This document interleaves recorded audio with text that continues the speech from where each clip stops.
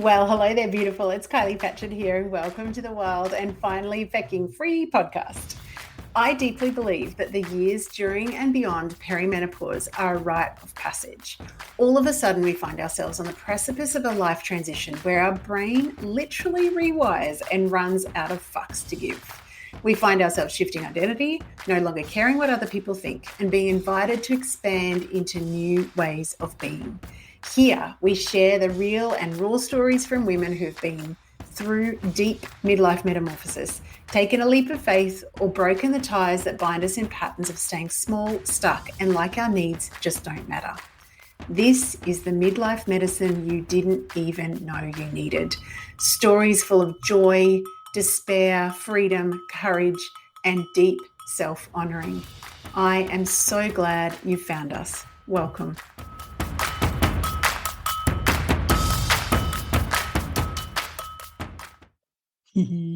Everyone who listens to this podcast regularly knows that almost always I kick off with I'm shaking my tail but today I'm actually shaking my whole body because I get to have this divine conversation with one of my best friends in the world, Angela Raspass, who has been on my support crew for a very, very long time, is someone that I deeply admire her perspective and her ability to pull so much from. I would describe her as someone who shines the light on someone else's potential well before the person can see. Actually, before you even speak, I'm going to tell the story. So Okay. Ange came to visit me when I was living in Mullaney, which is, for those who don't know, a beautiful organic hippie-ish type of place where my kids went to Barefoot Buddhist School, and we went to this beautiful bookstore, which is still there, called Rosetta Books. And we were in the self-help section, as we do, because we love to learn and we love personal development.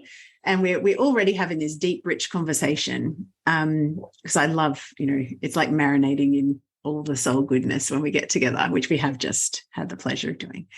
And this lady's in there and she's talking. I don't know, is she talking to a friend? I can't even remember whether there was someone else there. I think she was asking one of the guys who was in the store, do you have any books on? That's it. And it was stopping smoking. Yes. So, and she's asking this, and Ange, you can see Ange's little spidey sensor radar going beep, beep. And so Ange, after she's talked to the man, turns to this lady and starts talking to her about, giving up smoking and the process of healing addiction. And I see this woman basking in the light of this delicious human being who is saying to her with every single cell of her body, you can do it. It is possible. Healing's available. You can recover. You can set yourself free. And this lady walked out of the bookstore like she was walking on a cloud. And that encapsulates this woman. So Angela Raspass, welcome to the Wild and Finally Fucking Free podcast show. How are you? Thank you, my beautiful friend. I love revisiting that moment. I actually do quite often because sometimes, and I think this happens so much, is that when we're doing the thing that comes so naturally to us, we don't notice it. Yeah, absolutely. Always. And having someone who can help you see what you're capable of doing and waking you up to that is incredibly valuable. And I think without a doubt, my dear, dear friend, that's one of the things that you are to me as one of my long-standing belief buddies. So yeah I think we were very lucky when our paths crossed, very fortunate, and they keep crossing. We were. I don't even know, how did we meet? I don't even know. It was through B School all those years ago. Yeah. So it's like, that was 2011. 11, was it? Okay. Yeah, end of 2011. I joined B School when we were living in America. So, my dad had passed and we were, in America living. Isn't that amazing? Yeah. So we connected, and as always, when you're joining, a big community, certain people stand out. And back in those days, I mean, anyone who knows B School now, it's a massive, like there'd be, I don't know, thousands, if not tens of thousands of people that have done B School. Back then, it was maybe the second year or so. Yeah, and I think in the Australian one, there was only about 280 of us. It wasn't. Exactly. It was a very intimate community, very engaged, but it was small by comparison. So you could be heard in the crowd. It was exactly. It was great. Yes, and as always with communities like that, particular people, post and resonate, and you're like, oh, I need to, meet this person, I need to connect. And there's several people like that in the B School community, and it's been a deep joy to reconnect with a lot of those ladies, to interview them for the podcast, because almost all of us are a similar age group. We're going through similar journeys of, I guess, identity shifting and figuring out what's important to us, which obviously is what we're here to talk about today. So where do we begin? So where do you find yourself right now in terms of the magic of midlife? That's such a big question. I know, right? Let's start with the easy ones. Well, I guess I have been incredibly fortunate to be able to, over the last 5 months, have a sabbatical. Okay, so I'd love to share what that has done for me, which has been identity shift that you said before has been an enormous part of it. But to understand both the need for it, the impact of it, and the potential within it, I need to just go back a couple of steps. Yes. So I have, for the last 10 years, been a business mentor. And I've taken care of women moving into what I call their next chapter. So that can be the next chapter in terms of, I'm sick of my job, for God's sake, let me start a business. It could be, I hate my business. Why did I ever do this? Like, I've got to burn it down and do something completely different. Putting my hand up. Because it's always an evolution, right? It's not a revolution, it's an evolution. We're going to change and change. Absolutely. And I loved it. I did one-on-ones, masterminds, retreats, all the things. And that came after I had my own marketing agency with staff. But what was happening is we can't keep our business and our life in silos. It's impossible. Okay, so I'm a huge believer in that you need a business that reflects who you are, what stage of life you're at, what's going on with you, what your values are, so that you don't have to go, oh, business hat, oh, mother hat, oh, this hat, like, crazy shit. So that authenticity, I know it's an overused word, but it's a really true word. There's truth in cliches when you come back to it. And my worlds were colliding really over the last 5-6 years, to be completely honest. There was a lot of health problems in our family. I'm 53, so let's go back. I was 47 when all this started happening. I had a son with really bad depression and very high suicidal ideation, who needed hospitalization. It was a really rough time, but we got him, supported him, got wonderful help, got him back, went to university. He's now living in Canberra. It's all great. Then my husband fell over. He has a bit of a chronic condition called peripheral neuropathy, but he also had this, oh my goodness, I can't remember what it's called. It's a thing where his bowel burst on the golf course. He was an absolute mess and had huge surgeries, colostomy bags. Like it was full on. It was absolutely a shit show. Full on. Literally. It was indeed. It was indeed. So Graham had about 3. Fortunately, the shit show was only there for 6 months. They actually did reverse it. But the second operation really knocked him around something chronic. And that was really confronting because he couldn't really walk. I had to take on a lot of caring responsibilities. It was spooky. But managed. We got him back on the straight and narrow, and then our daughter fell over, and has some mental health challenges, for want of a better description. And I've been finding support for her, and what it's like as the story goes. As the woman, often in the home, you're the emotional barometer, you're the lighthouse, you're the anchor, you're everything. So you're holding it all together. But I was noticing how much I was going downhill. Back when Cameron was unwell, I had fantastic support. But we'd moved from the area where I was. I'd lost my naturopath. I wasn't seeing the counsellor, yada, yada, yada. I was a little bit of an island. And my husband sort of gently shook me and said, would you go and talk to someone, please? And I started talking to a fantastic therapist who was helping me sort of rise up above all the stuff that was going on and helped me see that I needed a break. I knew I needed a break. Every part of my body was screaming. Like I left home at 17 and I've been looking after myself. I've been working since then, basically. I took, I think, 6 months off when Cameron was born 23 years ago. I think the longest break I've had in 33 years since I came to Australia was that time. And it's not exactly a break when you got a newborn. No. So Let's pop that bubble right there. So I've been stuck on this achievement treadmill for a long time. And just thinking that I got to do it. Or I'm not afraid to ask for help, but I just sort of tripped myself up. And I allowed little bits of help in, but what I really needed was, and you've said this so often, is deep rest. I really needed deep rest. So I talked to my husband about it. We cut back on stuff. Fortunately, I had my own business, so I could pause. I put money aside so I could pause, not knowing that I was going to use it for that. And I have paused for 5 months. And it has been, I thought I'd actually find it hard to pause. It was not hard at all. No, you have been marinating in the pause. I can just pause. Dived in and just wallowed about going, oh my God, this is fantastic. Wallowed. Not having to, I wallowed in a good way, but not having to do. That was just it, just not having to. Whatever it was, I didn't have to do it. I just disengaged. I explained to my beautiful, beautiful clients that I need a break. Yeah. And they, which was so lovely, said, you're giving us the example that we need. Yeah. And because if you're in a employment position, you get long service leave.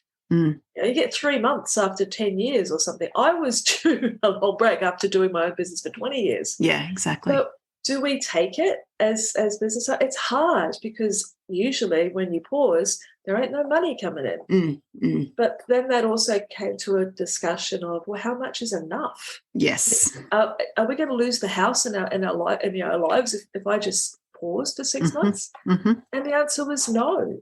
It was just simplifying and pausing. I honestly had never thought it was possible. It had never occurred to me. But, the universe taps you with a feather, then sort of slaps you gently with something, and then drops a friggin' ton of bricks right on your head. Yeah, absolutely. I had so many physical ailments. I just couldn't sleep, overweight, stressed out. The doctor put me on antidepressant, the whole kit and caboodle. Yeah. And since then, literally, everything has changed. Yeah. Everything has changed. I'm still in it. I haven't come out of it yet, but I can feel myself, like the whole inner landscape and the whole physicality is changing for lots of different reasons, which, I'm happy to share. But I just implore anyone who has the opportunity to take a proper break. Now, that might not be 5 months like me. I mean, I'm incredibly fortunate, but even just a couple of weeks where you literally switch the fuck off entirely. Yep. And you don't entertain all the thoughts about, this is a great time to be thinking about what I'm going to do next. Just do nothing. Like read books, go for walks, whatever. It's just been exactly what I needed when I didn't really know I needed it. When you were first even considering the idea of taking this, because we know, at month 5, it's been such a blessing. Like, it's such a blessing on every single level of your life. Yeah. And thank goodness you listened to the nudges. What were you afraid of before you actually said, well, fuck, I'm actually doing this?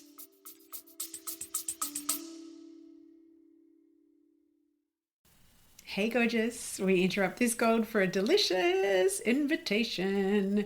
If your whole body has been whispering more lately, more voice, more truth, more satisfaction, more clients of the soulmate variety, more cash, more you, then this invitation is for you. Potent, my sister mind is officially open. This is my high touch, holy fuck, I'm ready sister mind for rebels in good girl clothing who are done outsourcing their power and diluting their magic to fit into someone else's business formula. If you have been craving a space where your strategy, your voice, and your energy all get to be offered, honored, refined, and amplified, this is it.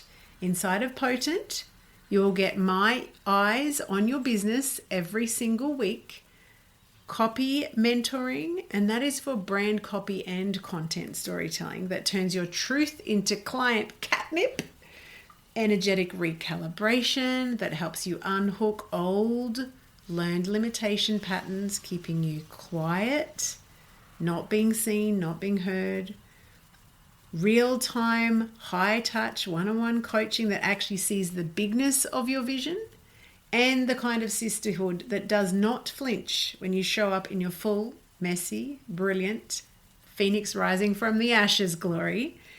This isn't surface level support. It's deep, potent, paradigm shifting work that changes who you are as a woman in business and a woman in life. We start in August. Early open access is open right now. For the month of June 2025, inside of this early access open doors period, you will receive juicy bonuses, extended payment plans, and access immediately to my entire library of storytelling gold. You'll find all the juicy details at kyliepatchett.com/potent. And we fill spaces, and there's only 10 of them, and more than likely only 5 by the time you listen to this, because by that time I will have offered them to the existing cohort, the beautiful original OG circle. We do actually take applications on a first come, first served basis. So come and apply, and let's get back to the magic of the episode. So I think there was a few different things. One was my identity. Mm. Like, I'm a business mentor. Like, who am I if I'm not involved with clients, 5 days a week and doing this and this? So there was an identity piece. There was a judgment piece. Like, so when people say, so what do you do? Well, I read and walk and do a bit of journaling. So there was, I would have been like, high five, sister. Great job description. So there was a little bit of what are people going to think? But I think one of the beautiful things as we get more into this midlife is we give less of a fuck about what other people think. Amen. It still comes in, that conditioning is still strong. Very strong, yeah. Raise your awareness of it. That's someone else's values. That's freaking society's values. Trying to crowd in on my reality and like, fuck off. Yeah. So absolutely. From another business perspective, it was, well, everyone's going to forget me. Like, yeah, right. Like, because all that noise of social media and newsletters and this and this and this, and I'm not doing any of it. I'm just slipping away. Well, that's it. It's all over, really, isn't it? Seriously. No one's going to notice. We've had so many of these conversations. I remember you saying that to me, like, what if people forget me? And I'm like, they're not fucking paying any attention, honestly. Exactly. Like, when you are ready. And I think for me, the deeper message about that is you're not actually doing any favors to anyone flogging a dead horse. No. So you were not. And, deep reverence to your amazingness as a business mentor, even when you were being stretched thin. But there is no possible way that you could be holding space for delivering your gifts to the world easily and freely and with this delicious energy when you were so stuck in that paradigm. Yeah. So I couldn't. You're absolutely right. That is such a very smart observation, because I was so, in particular with what was happening with my daughter, I was just hyper vigilant. I was like this all the time. I couldn't show up with full attention and presence. I did. I mean, I believe I was still doing a good job. Yeah, but, I have no doubt about that. That's not questioning your ability to do a good job at all, because I know exactly how much you deeply care about your clients. And there is a depth of your own journey, the wisdom that you've won through this sabbatical, and, asking yourself some really fucking hard questions that will mean that you're going to be even better. I am absolutely sure about, though, part of this sabbatical has had me revisiting my values, revisiting what is it that I truly get a buzz out of doing. Yes. What am I holding on to with a story that says that's the only option and you must come back in the same form, just more refreshed? No. Like, what if I don't want to put that uniform back on it again? What if I actually want to do something that's related but different? What if I actually want to be a bit more courageous? What if I actually want to, change the story, which is the whole concept of your next chapter. Yeah, and I've got this whole change cycle. I'm looking at it going, oh my God, I'm actually going You're in through the middle myself. of it. I'm doing it myself. So I'm actually walking the talk.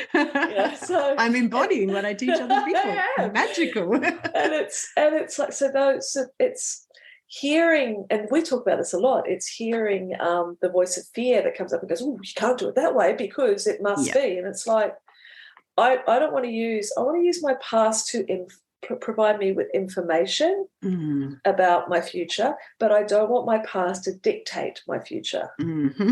So it can provide me with insight, and it can provide me with possibly a springboard. But what has opened up more for me as I've been, having this time, and as we talked about before I got on the call this morning, I've just been to an hour and a half of yoga and yoga nidra, and I'm more floaty and like, wow, the world is a beautiful place. And and what's hit me over the last few months is that I am deeply interested in human potential rather than business potential. Now, if that human wants a wee business to reflect their insights and experiences and what they've overcome and understood and learned in their life, fabulous. But it's the human potential that I am most enamored with. I've been studying a positive psychology diploma, and I just love everything about it. It reflects, one of my biggest strengths when I've done the strengths tests and things is optimism and positivity. So it's like I'm like a duck to water with the stuff that I'm learning. And also back to our original story that we opened with, that is who you are naturally. And as exactly as you said, the things that come naturally to us, we diminish or just don't even notice because it's just us being us. It's like, oh, it's just me. Like when someone brings something that I do like that to my eyes, I'm like, oh yeah, but that's just, it's just what I do. Isn't it? Yeah. And so what a beautiful learning. And what I'm hearing is like, I don't know whether you would use the word permission, but it's this invitation. I love invitation rather than invitation. Permission's feels more expensive. Yes, absolutely. Rather than permission. Yeah. And I guess when I so the concept of positive psychology, some people might think, oh, well, that's like, Pollyanna, happy, happy, joy, joy. But what it really is, and I remember when they first explained this to us, and I was like, that makes so much sense. It's acknowledging that, well, this is the way I describe it. It's acknowledging that everyone needs to have the full emotional experience, right? Yes. Yeah. We can't just be happy all the time. It's completely unrealistic. Well, But the concept is that when we have the grief, the sadness, the fear, the doubt, all of that stuff, which is a hugely normal part of the human existence, we don't try and resist it. We don't try and ignore it or fight it. But what we do is we acknowledge it, we accept it, and then we use tools to be able to not linger there for more or longer than is appropriate. It's not patching over heartache.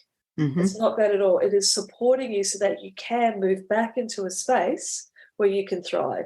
So, absolutely. and that feels so true to me because, part of my story is I've been in sobriety, the recovery movement, for 16 years next month. And that was a huge part of that journey was like accepting emotions. Because when you take away what you numb with, in my case, it was alcohol, and you no longer numb all the feelings, it's like being hit by a fucking freight train. It's terrifying. Terrifying. Absolutely. And it doesn't matter what you choose to numb with, whether it be doing, people-pleasing, alcohol, food, drugs, shopping, whatever. If we're honest with ourselves, if we actually pause for a moment, and we're lucky enough, I had some fantastic, beautiful support in there to see what was I hiding from. And, my therapist helped me use the word trauma for what I've experienced when I was a lot younger. And I never gave myself permission, I'll use it this time, to use the word trauma. And so we've really re-examined that. And I'm now owning, because I always used to say, well, it wasn't me who got sober. And it wasn't me who went, it was all the support I had. I couldn't have done it. But the truth is I did fucking do it. And I had to do all the work. There's so much I had to do. But a huge part of the movement is to practice humility and to accept that you couldn't do it yourself. I did need help. But I had to pick up what they call the spiritual toolkit that was at my feet and take the steps. And so she's helped me own that. And I'm like, oh, damn, actually, that was hard. And there was a lot of shit emotions. But I know how to befriend myself now. Yes. I'm not perfect at it because, hence I need to call you and go, Kylie, Yeah, I'm having one of those days where, the inner bitch is like just giving me hell. But if you've got those baseline concepts that you can practice, because they are practices. Yeah, I didn't just wake up one day and go, oh, I'll never drink again, and I'm fine with that. And I'll just deal with all the emotions and everything that life throws at me. Yes, no, easy. That was a process. Yes. And then the other thing, so many things, but the other thing that is a huge thing that has happened when it comes to this identity shift is my daughter was diagnosed with ADHD. And I'm like, yep, okay. And then I start reading the information about it and going, oh, shit. Shifts uncomfortably in chair. Tick, tick. All the freaking ticks. And I went up to Charlotte and I went, it's funny when I read this, darling, it sounds a lot like me. And she goes, well, yeah, like, you've got it worse than me. Where do you think I got it from? And I went, oh, okay. And then there's a girlfriend that I walk with each week, and she was diagnosed 18 months ago. And she kept telling me that I had it. And I was like, you just think everyone's got it now that you've been diagnosed. Because there does seem to be a lot of women in midlife who are being diagnosed. Absolutely. But that's the reason why, apparently, or a couple of things. Going through perimenopause and menopause can exacerbate the symptoms. Yep. COVID, when we're all locked up and had to handle things that we'd never had to handle before, can exacerbate the symptoms. Mm-hmm. And also when our kids get diagnosed, and then we suddenly go, holy shit. So I got diagnosed and just started taking medication, and literally my whole world has changed. Yeah.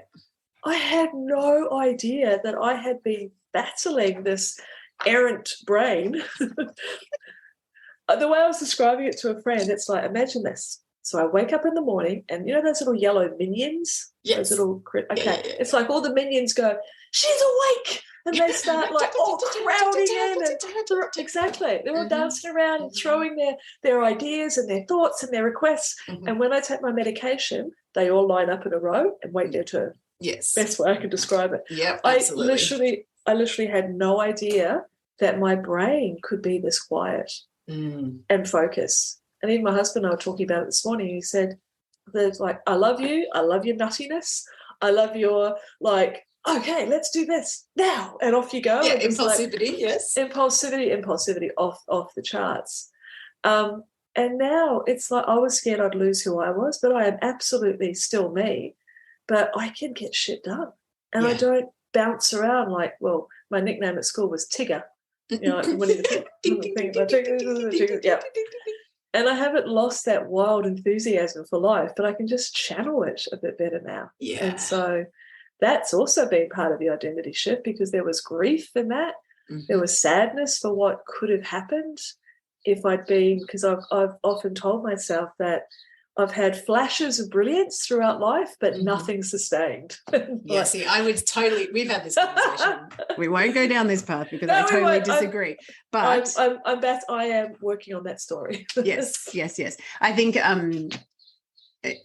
haven't actually shared on the podcast yet, I don't think I have. So when I have a similar story. So my eldest daughter was diagnosed, and then you and I started talking about, isn't it funny how we can see similar things? And then I was like, I don't know. My story definitely around ADHD is that when I hit perimenopause, the extra tipping point for me was I think, and again, I will need to, I'm starting to make a list of all these experts that I actually do want on. I want this to be very much about personal stories, but there is key things that I would like to borrow beautiful brains for, because I think from my understanding, it's the change in estrogen and progesterone balance has exacerbated the ADHD symptoms for me specifically. Yeah. I also have weirdly, and I'm still making sense of this, which is why I'm stumbling on my words. I actually also have been diagnosed with female autism, which then creates this funny thing where ADHD does one thing, but female autism does the opposite. And so I have always had this identity of myself of I've got two extremes. And we've talked about this before, two of my very strong values are freedom and security. And I feel like they are going in opposite directions. It turns out my entire brain is wired in two very different preferences. ways. Yeah. And so I'm still learning to make sense of that. So initially when I started my medication, we were having these conversations. I remember ringing you. I took the very first tablet and I was like, fuck. Yeah, Angela, I remember. I'm like me, but I'm quiet. And even though I've got 20 things I want to do today, I actually know which one I need to do next. Yeah. And I remember talking to you, I'm just like, oh my God, this is so weird, discombobulating and very much identity shifting. And it turns out in the fullness of time, it hasn't been that clear for me because I think I need to make sense of what those two different diagnoses mean in amongst, all the other stuff that's going on at the moment. Anyway, where I was going with that was one of the things that I really want to talk with you about is that when we shift these identities, and particularly when it's as a response of, and I think with ADHD in females, it turns up very differently to males. And so we fly underneath the radar, and particularly those people with ADHD that also have high intelligence. So they're not failing at school. It's all these other behaviors. And we've talked about there's this very clear emotional responses that we've both had at different times in different sort of cascades of like denial, anger, sadness. Can you talk a little bit more about that? Because I do feel like there's a big piece of like surrender to who you are, but also if I'd known this before, what could that have meant? Well, this is a great example of what we were talking about before with the allowing all the emotions. Like we need to allow ourselves to go through them. There's no point saying, well, I'm not going to think like that, or I shouldn't think like that, because you are thinking and feeling like that. Hello. So don't deny reality. Yes. So I think what happened first for me was elation. It was like, oh my God, this makes so much sense, because all the things that I thought were personality quirks, and I've still got lots of personality quirks, but so many of them with the talking a lot. Yes. Talk a lot. Yes. Being so impulsive, like happy to talk to anyone, anywhere. I embarrass my kids because, I'll talk to someone like, I love your shoes, would you? In the supermarket queue, and just stuff. And Charlotte's like, could you not? And oversharing. Like I don't bugger around with the small talk. I just I'm in there, et cetera, et cetera. So many, starting things, finishing things, starting things. Sorry, not finishing. Not things. finishing. Yeah. So all of these things, and like believing that I had that's just who I am, and I'm lazy because I don't get the right things done. I'm lazy, which was it's a the flaw. other thing. Yeah. Yeah, and then going, oh, it's not. My little brain, which works pretty well, doesn't get enough of these two chemicals. Correct. And so my therapist explains it like, imagine like a set of traffic lights, big intersection. The traffic lights are out. Now all the cars are trying to get through at the same time. Yes. That's your brain. Yeah. You are missing the traffic cop, the inhibitors of thoughts. That's all it is. And I went like, seriously? So I just take this, and obviously you've got to put some strategies in place, which I have. Of course, yes. And then I got my Vyvanse. I had to wait longer to get my medication because I have a background of addiction. I needed to speak to an addiction specialist. They put me through a lot of hoops. Yes. So just in case anyone listening has any of that in their background, you may have to jump through a couple Expect more hoops. the hoops, yes. Yes. And then, the first few days on medication, it was literally like, la, like the clouds parting. Yeah, absolutely. Yeah. It was incredible. So that was the elation. And then came the grief, the grief of like, oh, my God, because I went through an audit, of all the things that I've started and not finished, or all the new ideas that, I get them out there, thinking in a business sense as well as other sense. Yes. Get it out there, and then it doesn't quite work the first time. So drop that, totally transform it, do something else, or this is going well, but this looks better. And that was my brain just needing. I mean, it thrives. I've got it up here on my corkboard over here now. My brain needs fun and interest and novelty and challenge. Yep. So recognizing so many things that I didn't persevere with, or so many choices that I impulsively made, and I started going through them all and going, oh my God. And then anger. Why the fuck didn't someone pick this up? Yeah. Because I found my school reports, which I actually thought, because I did well at school, and I thought, I didn't have any problems at school. Then reading the reports when I was up to in year 10 here going, obviously very bright, but really needs to think things through. Yeah. You know, has to realise there's more than her in the classroom. You know, could be more sensible in the and it just went on and on and on. And it was like, that was me. I had no memory of any of that. So there was anger, and it was misplaced anger because there's no way they could have ADHD in like in the mid 70s. For girls, not a thing. So there was anger, and then there was, I guess, I've come to acceptance, and on the other side of acceptance is possibility. Yes. You know, because we talked about this last week. There was a part of my brain, like the inner critic, who mine's the comparison queen, and who wants to go, well, that's why everyone was doing better than you, because like, shut up. And that one who's saying to me, well, you better get it right now because you've got no excuse. And I'm like, what? And you I want to slap her. So do I. But I can't slap her because she's a part of me. I just have to sit her over there and go, thanks for the encouragement. In the bean bag, yes. You could choose better words because they're not very nice. But what I am actively journaling about, you know, in Yoga Nidra today, pick a Sankalpa or whatever it's called and focus on that. Yes. It's the what's possible now. Yes. You know, what's possible now. And so there is this, I can feel like the path widening as long as I really lean into self-worth and self-support and don't revert back to what I know and I know I can do easily. Yes. Which is business mentoring. And I know that will still play a bit of a part because I've got so many years of knowledge. I can't just switch it off.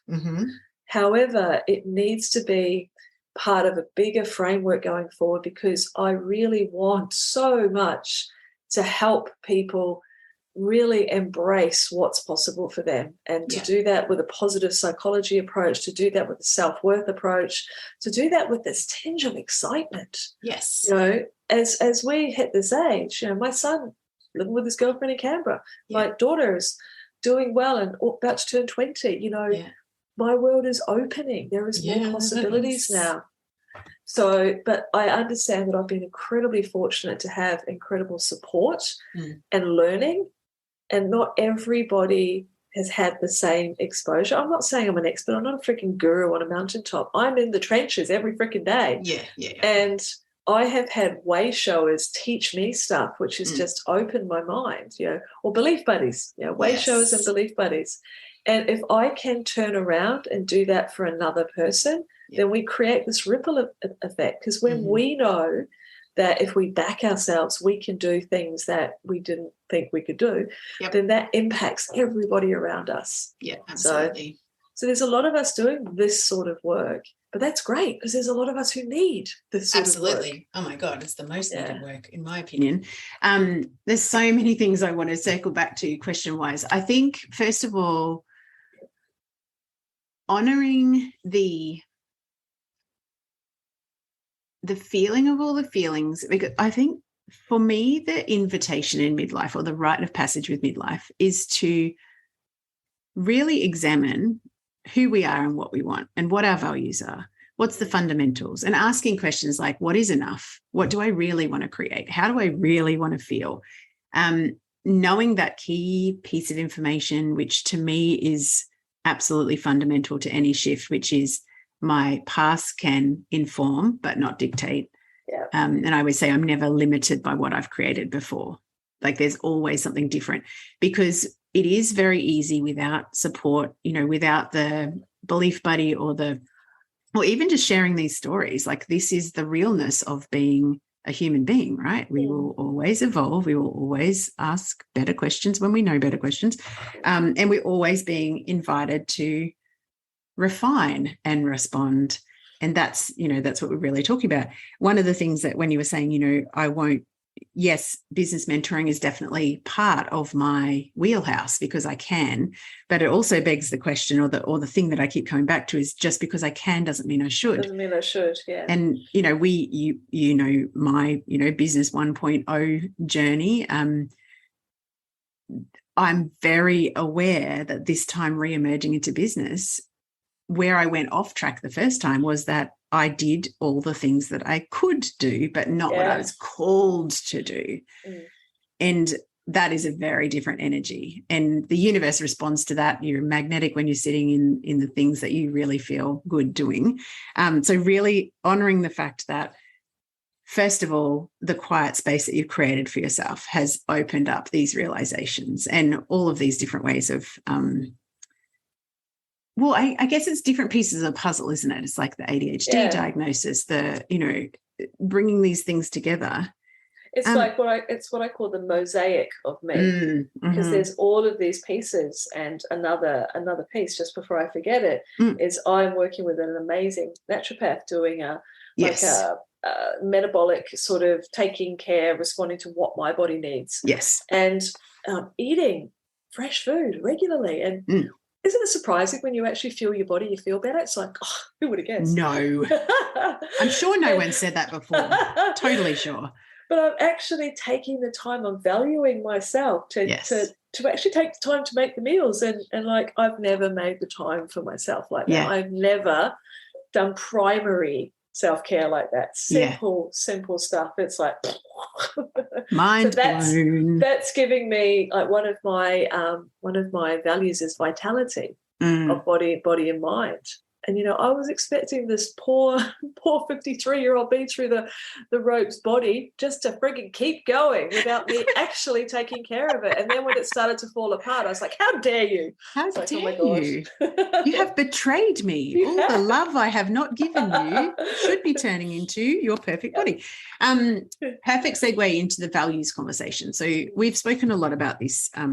I was just laughing before when you were like, you know, I talk a lot, and I'm like, that's why we get along, because I talk just as much as you.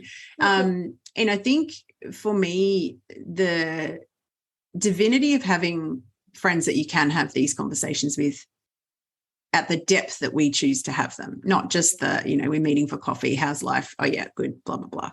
Do you know what such and such said? But the actual, like, I am really grappling with this, and I've also just had this magical realization about myself that I feel will, you know, change the game type of thing.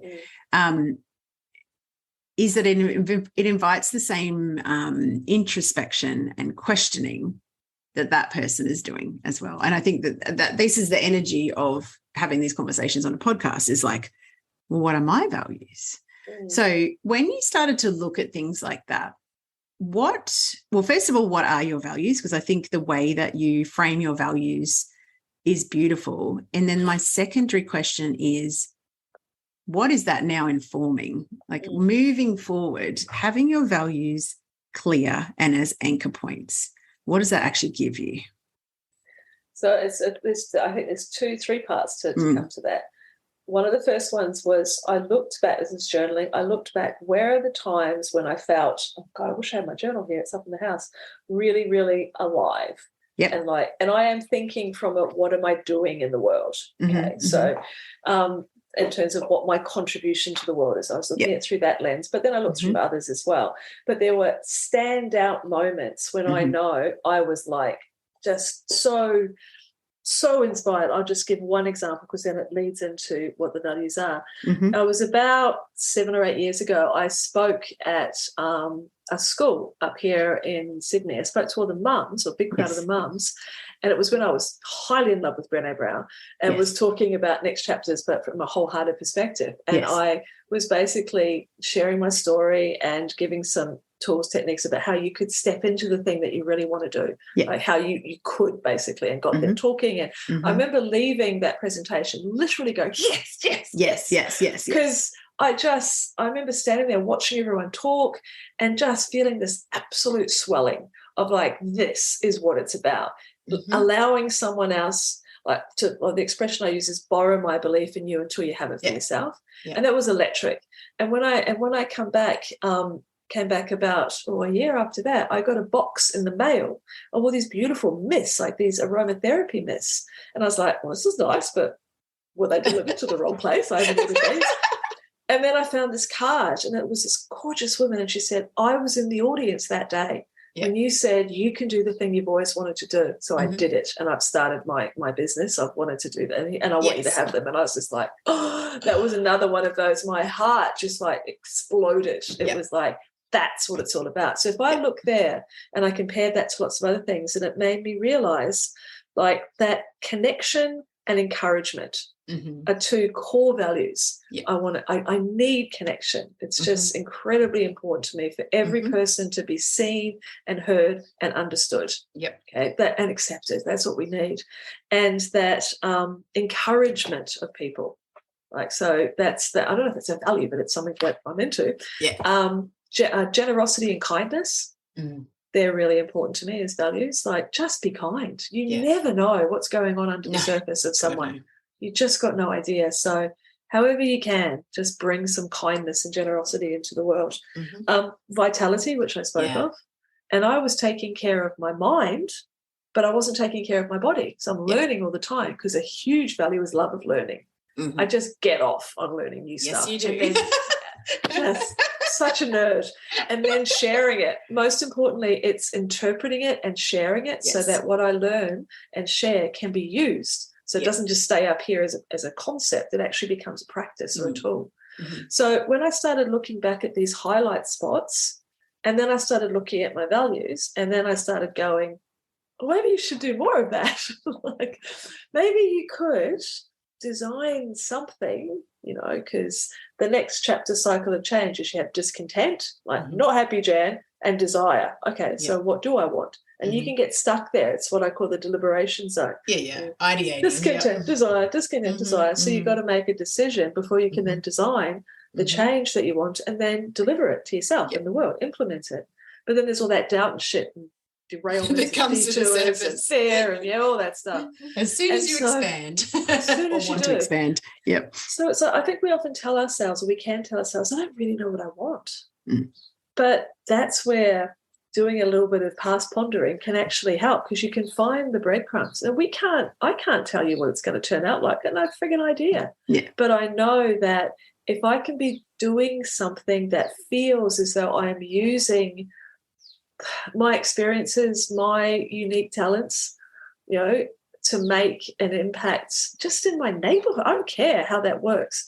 But if I can make the contribution that I'm designed for, then I'm going to flourish and thrive. And so by association, surely that means the people I am with and helping will also get that experience as well. And that's what a next chapter is all about. So I need to take my own medicine.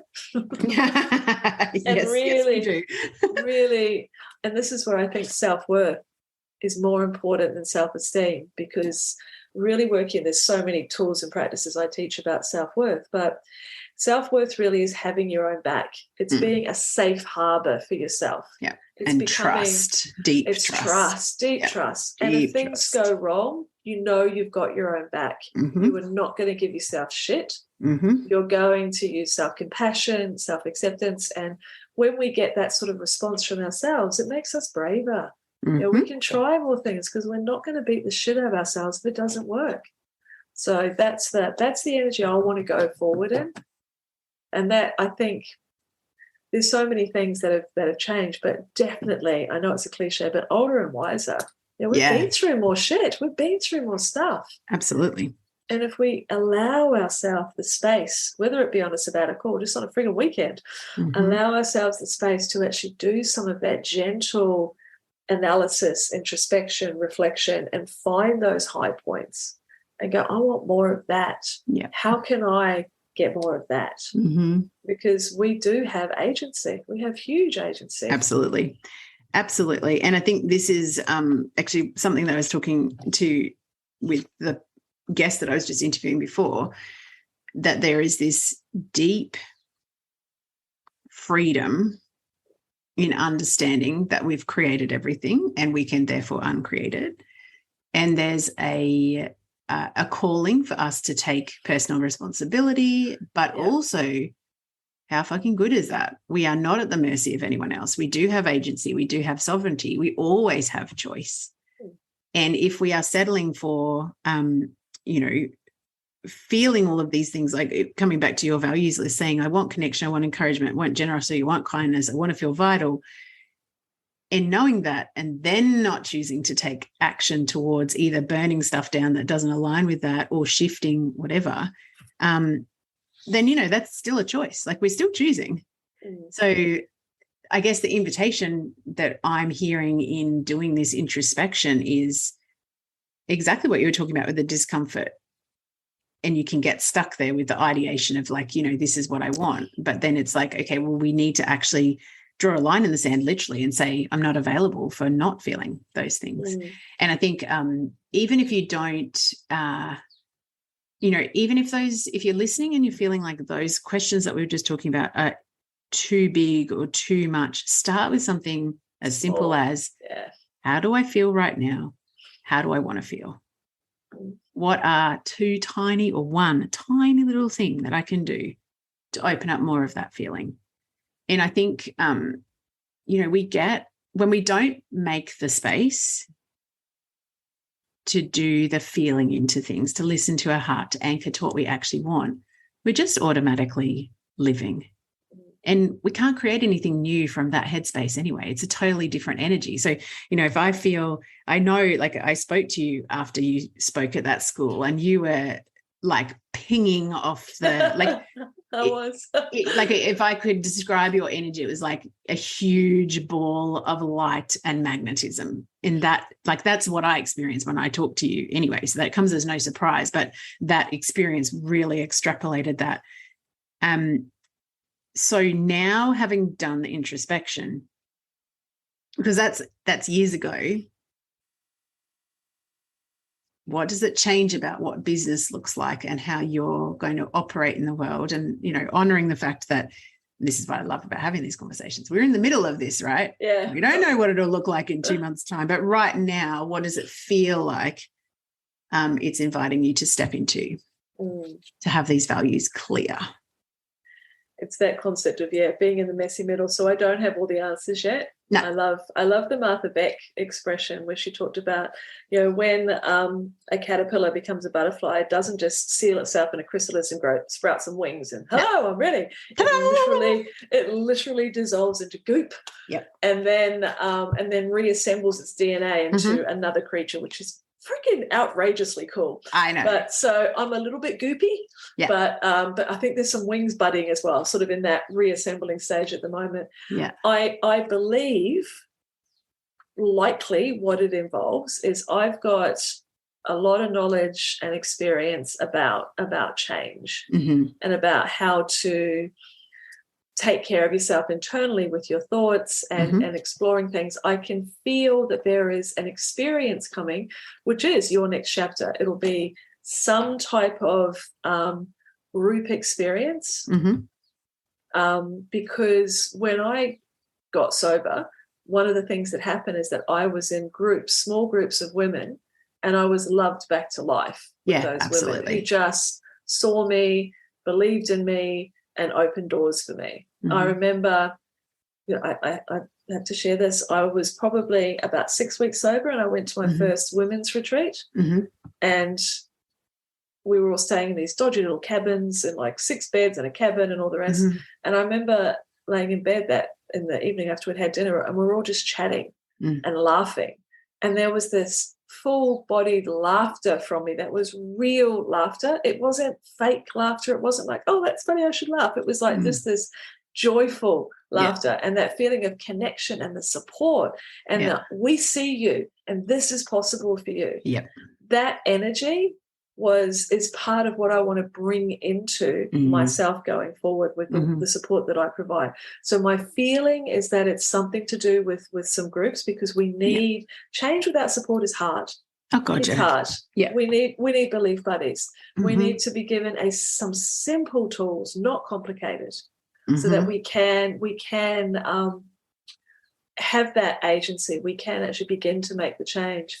I think it's probably still going to involve retreats, because God knows I love getting out to the countryside. That's one of my favorite places. I grew up on a farm. It's not surprising that I want to get back there. And I want to speak more. I want to be available to send that ripple effect out into people. That's all I've got at the moment. You know, I don't. It's new. And I refuse to push it, because I've always pushed it in the past, And I don't believe, like I've got a real breadth of knowledge because I read so much and I just get so excited about stuff. Yeah. But I've never tried to synthesize it Yeah. into a service or whatever you like to call it, that is all me. Yeah. Right? And this very much, the other thing that it very much involves, and we've talked about this, the self-trust, because one of my learnings, growth edges, shall I say? I was going to say mistake, but I'm not going to use that word. No. One of my growth edges is to stop reflecting externally and looking at what everyone else is doing, because I can default to that. I can default to well, someone's got to have the answer. Yeah. Well, who could possibly be the authority on me apart from me? It just doesn't make sense. But I never realized that until I've sort of got a little bit older and I've had this space to go, why the fuck was I trying to? Yeah. But that comes hand in hand with like your particular version of fear is often comparison. And so it goes hand in hand with that. Mine is like, who the fuck am I to do that? Like, I'm not that special or magnificent or whatever. And so mine turns up differently. So it's very easy to see someone else's fear, turning up. And the gift in that is, and I think, again, this is a rite of passage of having more time potentially at this stage in our life to do this introspection and self-awareness and even be aware of the things that are popping up, is I see that pattern in me and here it is again, and I can choose not to go down that track. That's the key. And actually you made me remember a major part of identity is that I want to step into leadership. I've got it on my wall, my intent to be a joyful, authentic, inspiring leader, a catalyst for new possibilities. Yeah. I've never seen myself as a leader. I think that felt like, well, no, leaders do different shit. And a couple of clients said like, hello? Of course you are. And I'm like, no, I'm not. Of course you are. No, I'm not. I'm not having it. I should stop arguing.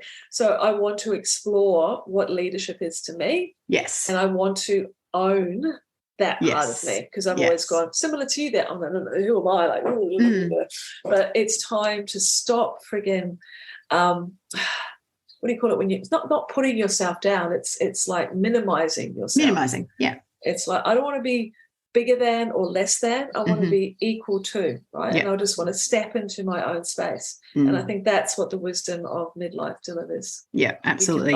We can own our space. Own our space, and also, understand that we, there's some of the words that you've been using is the potential. And again, I come back to the Rosetta bookstore story, because that is what you do naturally. And it's like, of course, this is part of your journey, and then the invitation is just really the invitation of midlife is just, I keep on, we've talked about this when I was at your place a month or so ago. I keep coming back to that Michelangelo. Is it? I don't even know whether I'm saying the right statue. But, it's like taking away the parts that aren't us. Yeah.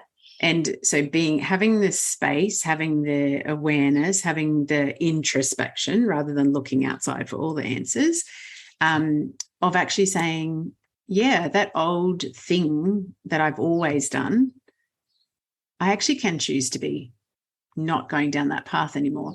And yes, that's discombobulating, because it's like, who am I without this belief system? Or how do I act? Like, how do I act like a leader? What does that even mean for me? What do I do day to day? Blah, blah, blah.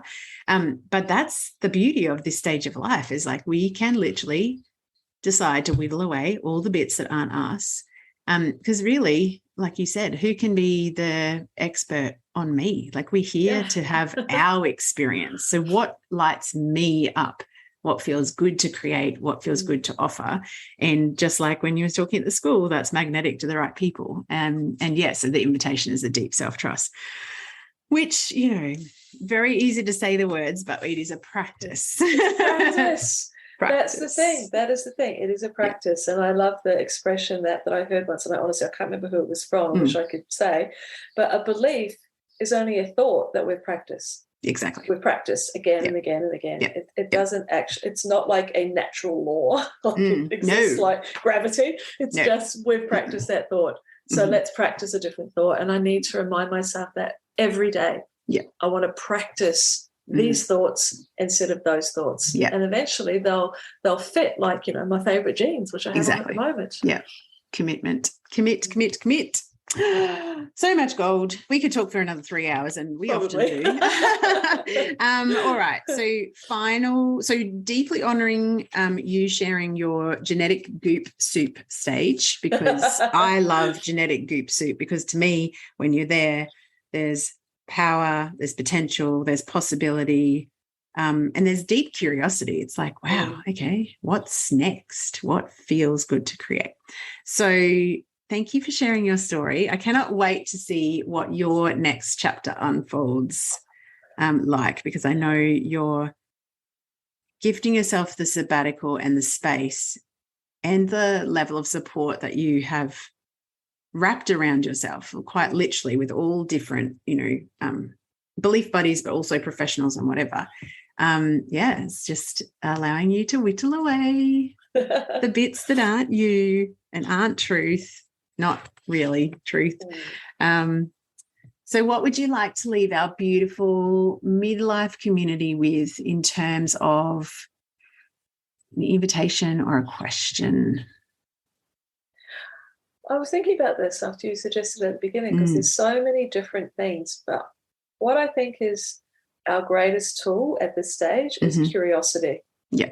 It's curiosity. Okay, so what felt good? What lit me up? What feels good? Why am I feeling this emotion? Like yesterday I was feeling really down and crappy, and it was like, why is this? Yes. So curiosity, like reading the newspaper and something, sparks your interest. Go and have a look at it, because our emotions, our curiosity is like, it's like the thing that can lead us into new possibilities. Yeah, absolutely. So curiosity is definitely to be savoured and practiced at the stage of midlife. It can lead to some really interesting things. Yes, it can. And the feelings are the signposts. Pay attention. Don't be afraid to feel, like you said, the positive psychology thing. I'm really glad that you brought that language around it to the surface, because I do hear people going, oh yeah, positive psychology is like Pollyanna, rose-colored glasses. And it's like, no, it's actually not. It's the depth of the human emotion experience, and also knowing that you have the power to not marinate in the old stories, the old limits, the old negative cycles, the old blah-de-blah, because you're creating something different. Yeah, emotional dexterity is a skill that we can all develop. That's another really important one as well. But as you said, we could talk for a long time. Yes, we can. We will revisit. I cannot wait to see what unfolds. I'm deeply grateful for always your friendship and your wisdom that you've shared with our community. Can you share where people can find you on the interwebs? I think that's probably our final question. Nice and easy. Just my website is yournextchapter.com.au. Beautiful. And I'm pretty much on Facebook, Instagram, LinkedIn under my name, Angela Raspass. Beautiful. Funny and spelling, but you'll work it out. We will link to all of that in the show notes anyway. Thank you, my friend. Have a beautiful day. Keep marinating in your post-yoga nidra deliciousness. I will do. Thanks, Darren. It was a gorgeous conversation. Thank you. Thank you.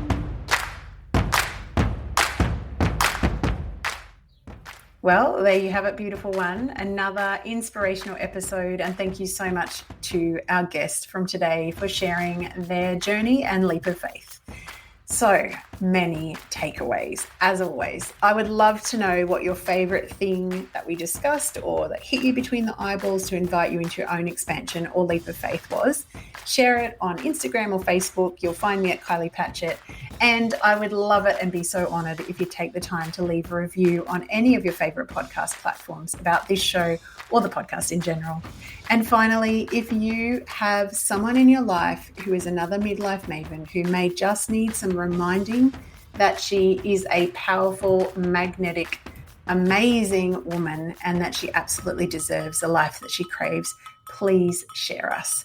Thank you so much, and we'll see you next time.